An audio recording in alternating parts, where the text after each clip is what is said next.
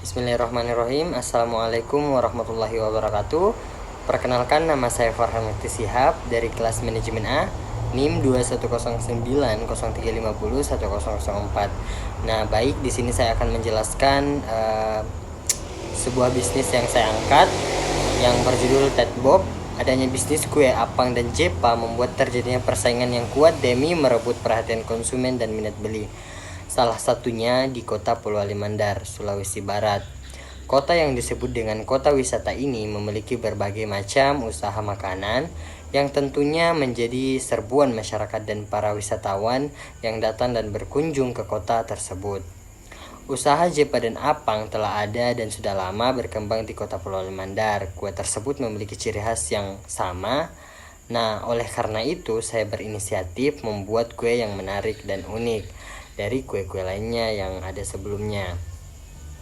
Untuk kue yang akan saya buat sendiri adalah bisnis kue Ted Bob. Ted Bob merupakan salah satu bisnis kue yang sebelumnya belum dikenal di masyarakat secara luas.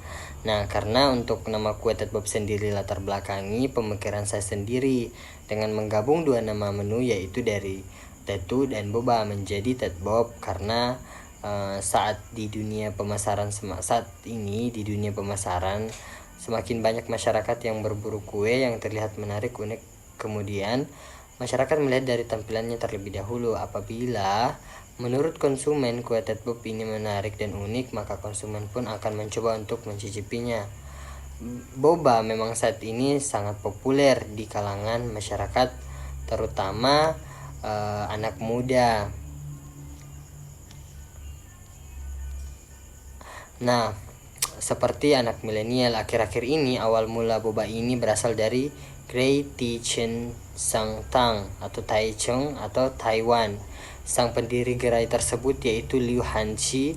Beliau menjual teh oolong yang berkualitas. Namun pada suatu hari Liu Hanqi ingin mengubah cara menikmati sesajian teh dengan menambahkan boba.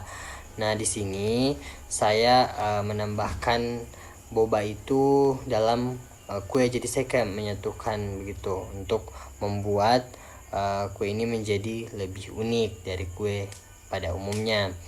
Nah, kemudian jenis spesifikasi usaha yang masuk dalam bentuk perdagangan atau berskala kecil, khususnya membuat produksi Ted Bob saja. Dari pertimbangan saya mengenai Ted Bob saat ini, untuk pemasaran kedepannya akan menjadi salah satu jajanan kue yang unik dan enak dengan pemasaran mencakup semua kalangan. Keunikan jasa yang ditawarkan pun pada umumnya kue itu di pasaran yang kita lihat itu semuanya memiliki ciri khas yang sama. Kemudian yang menjadi ciri khas utamanya adalah coklat yang meleleh pada bagian bawah lapisan adonan dari tepung beras dan santan, dengan boba yang semakin membuat kue menjadi lebih nikmat saat membeli mengunyahnya begitu. Adapun target pasarnya, target pasar Ted Bob, saya berharap bahwa kue saya buat dapat dinikmati oleh semua kalangan masyarakat tentunya, menjangkau mulai dari anak-anak hingga dewasa serta berbagai profesi dan kelas sosial. Setiap bisnis tentu akan mengalami persaingan, begitu juga dengan bisnis kue Ted Bob. Maka dari itu, untuk kedepannya saya berharap bisa mengembangkan produksi kue ini dengan menuangkan inovasi-inovasi baru dengan membuat Ted Bob memiliki berbagai varian rasa agar lebih menarik begitu. Nah, kondisi umum lingkung terkait rencana usaha saya sendiri seiring berjalannya waktu dan perkembangan zaman saat ini, kuliner kue Ted Bob di Indonesia diramaikan dengan beberapa keunikan, mulai dari trennya, berbagai varian rasa, terus di luar sana, serta brand-brand kue menjadikan persaingan penjualan semakin berat alias ketat begitu kan. Pastinya setiap orang juga memiliki masing-masing selera. Nah, produk-produk yang unik yang membuat para pembeli menjadi tertarik dan penasaran dengan jenis kuenya yang kita jual. Tidak heran sekarang brand-brand penjual kue di Indonesia semakin menjamur. Otomatis juga saya ikut dalam persaingan penjualan kue-kue ada pada saat ini. Nah, untuk Ted Bob ini saya juga yakin akan diminati banyak orang dengan keunikan atau ciri khas yang ada pada Ted Bob ini. Nah, kemudian kita masuk di analisis SWOT, yang dimana harga terjangkau dari kue-kue yang lainnya, persaingan jenis kue Ted Bob belum ada, terus belum dikenal di masyarakat secara luas, kue dikenal hanya di tempat-tempat tertentu. Nah, kemudian bahan baku yang mudah didapat, biaya produksi ekonomis, peluang pasar bisa di semua tempat, dan sangat diminati saat memperingati acara-acara tertentu begitu, seperti lebaran atau acara pernikahan begitu kan. Nah, kemudian total modal kerja yang saya butuhkan mungkin tidak perlu saya spillkan karena terlalu banyak perhitungannya. Jadi kita langsung metode pelaksanaannya. Bahan baku dan proses produksi. Bahan baku yang digunakan di kue tetbok ada dua bagi adonan. Adonan yang pertama dari tetu. Bahan yang dibutuhkan dalam pembuatan adonan tetu banyak dijumpai di setiap pasar-pasar dan toko-toko. Jadi sangat mudah untuk mengakses pencarian bahan adonannya. Nah, kemudian dari adonan kedua yaitu boba pun bahan utamanya seperti tepung tapioka, penambahan rasa dan air. Bahan yang digunakan juga mudah didapatkan. Nah, kemudian alat dan bahannya itu semuanya sudah gampang ditemukan di semua tempat.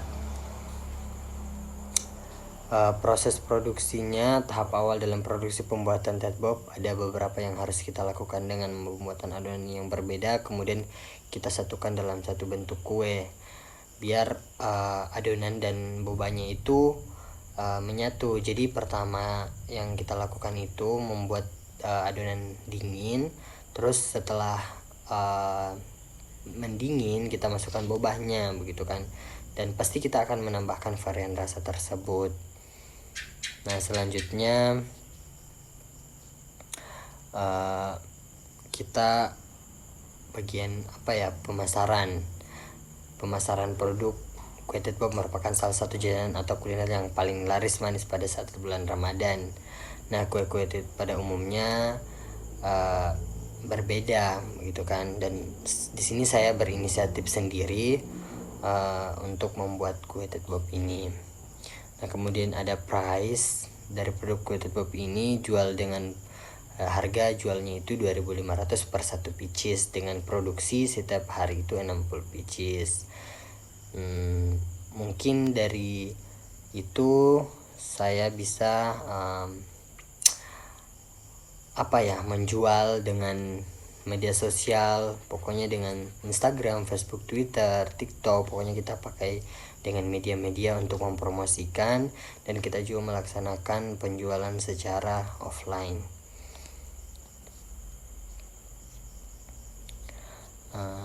Mungkin dari itu, mohon maaf bila ada kata yang salah atau menyinggung.